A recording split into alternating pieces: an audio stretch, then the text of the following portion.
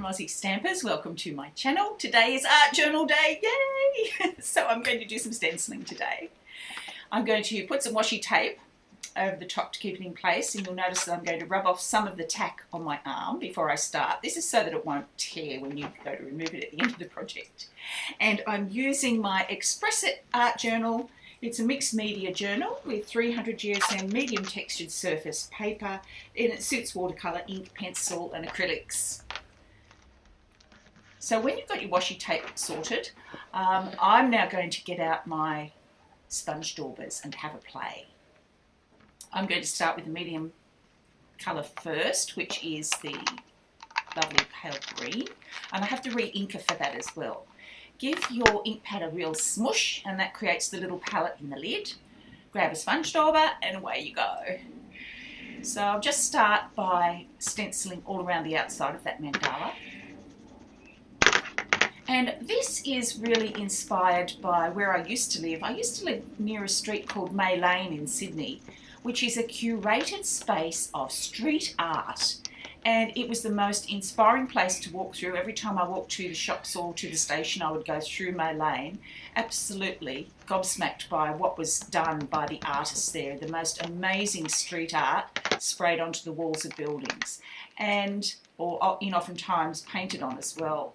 And I just loved it. So this is the inspiration for what I'm doing today. It's going to be a really urban grunge feel piece, and it's based on all the street art that I used to see when I went for a walk around my neighbourhood.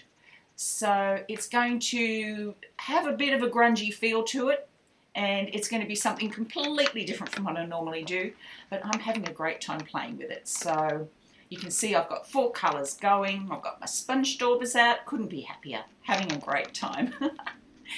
So this little image is a stencil from Stampin' Up, and I'm using the mandala stencil. There were 3 stencils in that kit, I do believe, so this was the one I chose for today.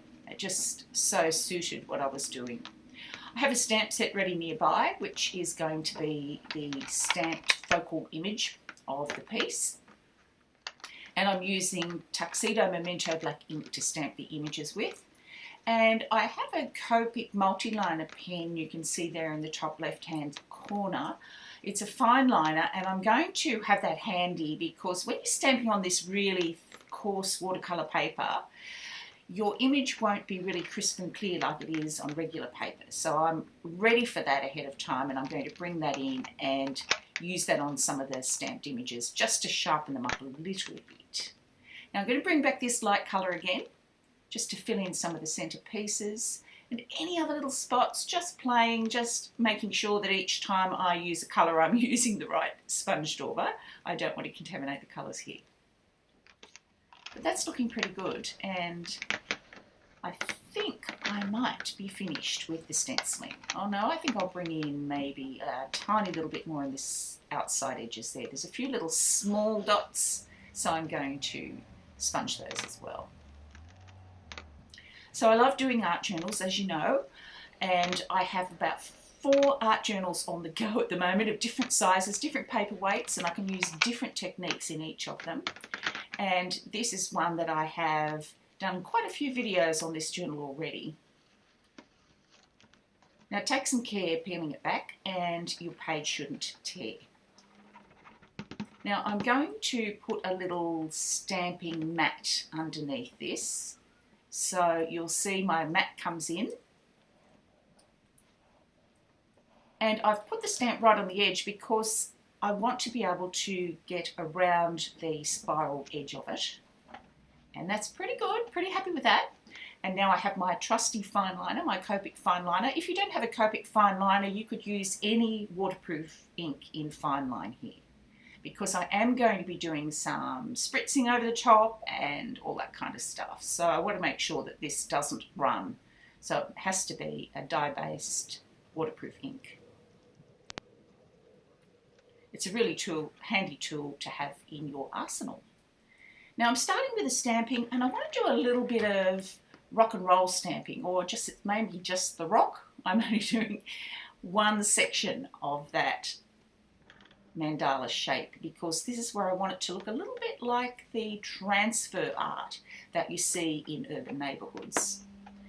And I love the black. I think the black really brings out that grungy feel.